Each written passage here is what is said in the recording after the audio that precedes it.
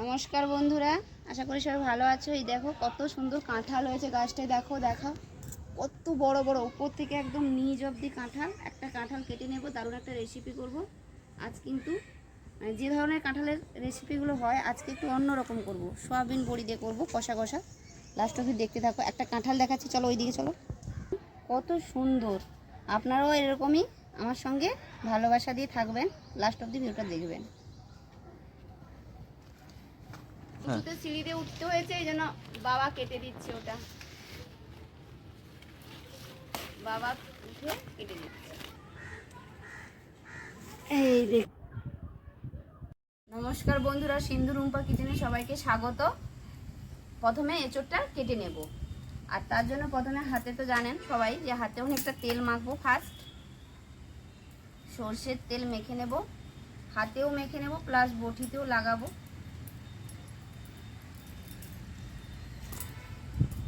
এত বড় এঁচোড় কাটতে তো অনেকটা তেল লাগবে।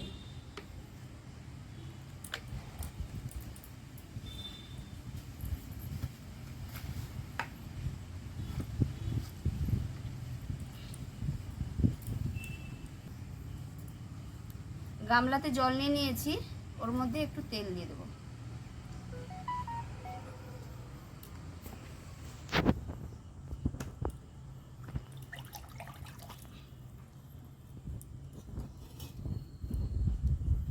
এবারে এঁচোড়টা কেটে নেব।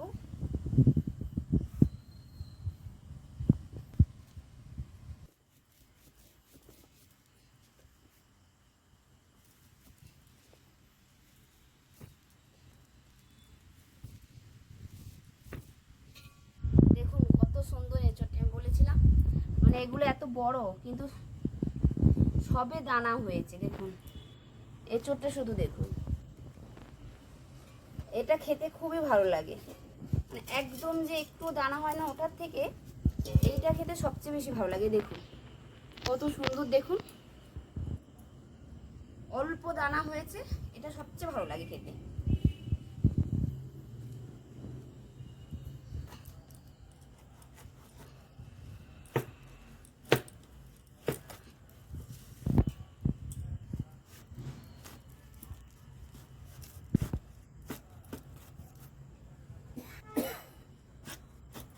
দারুণ এঁচোড়, এঁচোড়টা দেখেও শান্তি।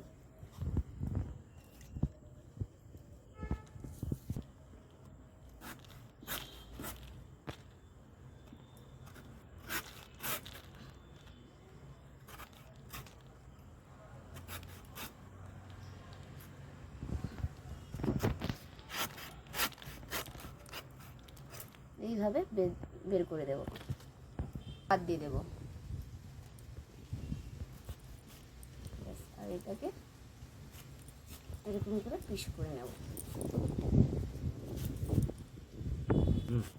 মাঝখানেটা এভাবে কেটে বাদ দিয়ে দেবো। শুধু এঁচোড়টা দেখুন, মানে একদম গাছের সদ্য, তো দেখলেই তো শান্তি। ওখানে একটু সর্ষের তেল দিয়ে দিয়েছি যাতে গামলাতে আঠাটা না জড়ে যায়, তার জন্য। এই যে এক গামলা কেটে নিয়েছি, হাফটাই করছি, অনেকটা বড় তো। আর এখানে আমি হাতটা পরিষ্কার করে নিয়েছি তেঁতুলের কাঠ দিয়ে।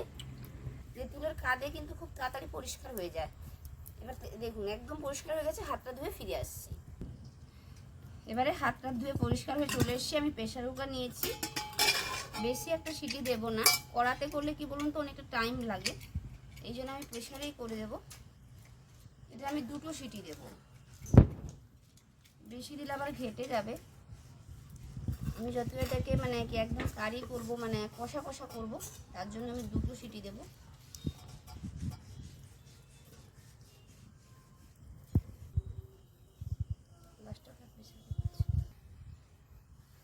একটু হলুদ দিয়ে দেব আর একটু লবণ দিয়ে দেব।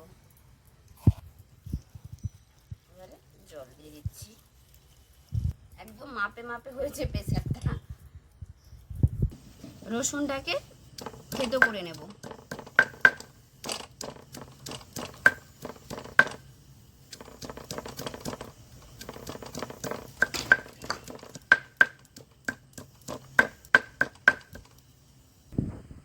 রসুনটাকে থেতো করে নিয়েছি একটু ভালো করে।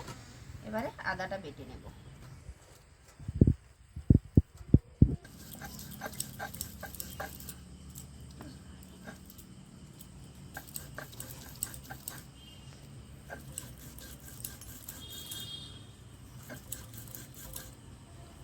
আদাটাকে বেটে নিচ্ছি।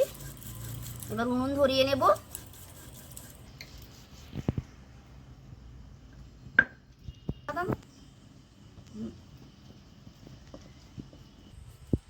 কড়াই তেল দিয়ে দিচ্ছি কালারের জন্য। এবার একটু চিনি দিয়ে দিচ্ছি। এবারে এলাচ আর দারচিনি দিয়ে দিচ্ছি, শুকনো লঙ্কা আর জিরে।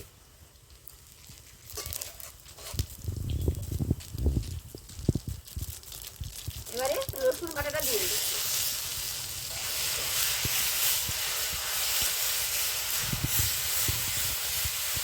রসুনটাকে এবার একটু ভালো করে ভেজে নেব। ভাজা হয়ে গেছে। এবার পেঁয়াজ কুচানোটা দিয়ে দিচ্ছি।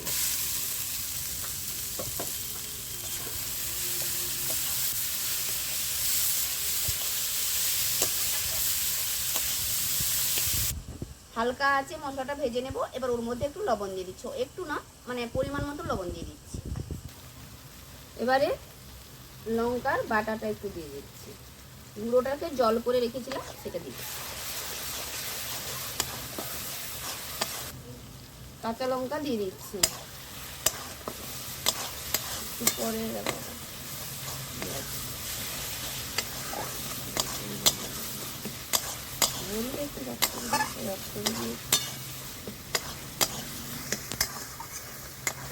তুমি পাবে না, এখন ডিনারে যাবে। এখন থাকে নাকি ডাক্তার? হ্যাঁ হ্যাঁ, এই সময় বেশি রাত্রি হলে বেশি রাত্রি 9টার সময় থাকবেই না। দেখো কে বলছে তুমি একবার বিষয়টা মনে নেই। আদা বাটাটা দিয়ে দিচ্ছি, দিয়ে ভালো করে কষিয়ে নেব। কয়েকটা কাজু নিয়ে নিয়েছি, দিয়ে দেবো মিক্সিতে।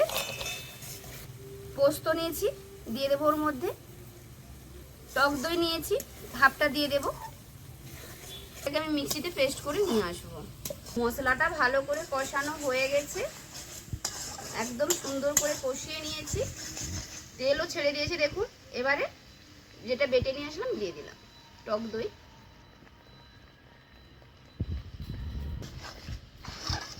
হালকা হবে। অলরেডি আমার এঁচোড়টাও সেদ্ধ হয়ে গেছে, জলটা ঝাড়িয়ে নেব।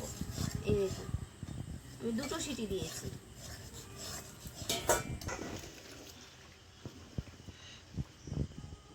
কষানো ভালো করে কষানো হয়ে গেছে, এবার একটু জল দিয়ে দেবো।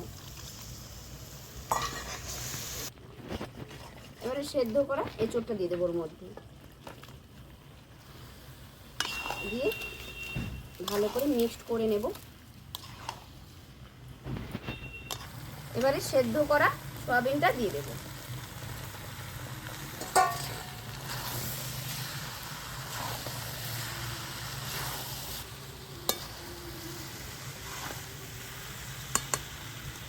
ভালো করে কষিয়ে নিলাম।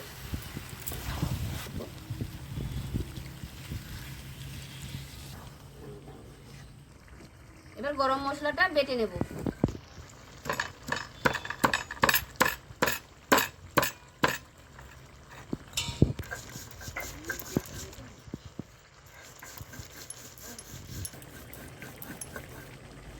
এরকম বেটে দিলে টেস্টটা খুব ভালো হয়। মশলাটা বেটে নিয়েছি, এবারে দিয়ে দেবো আর একটু হাতটা ধোয়া জল দিয়ে দেবো, দিয়ে এবারে মিশিয়ে নেব। আমার হয়ে গেছে। এইটা হলেই একদম লাস্ট ফিনিশিং। কত সুন্দর হয়েছে দেখুন, দারুণ হয়েছে। স্মেলটাও খুব সুন্দর বেরিয়েছে গরম মশলা দেওয়ার পরে। এবারে হয়ে গেছে, নামিয়ে নেব।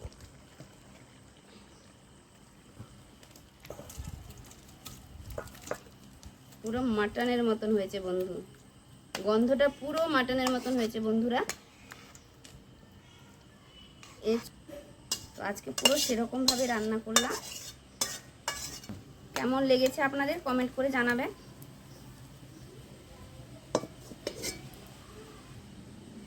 এঁচোড় কষা আমার একদম রেডি। আর আপনারা খেয়ে কমেন্ট করবেন কেমন হয়েছে।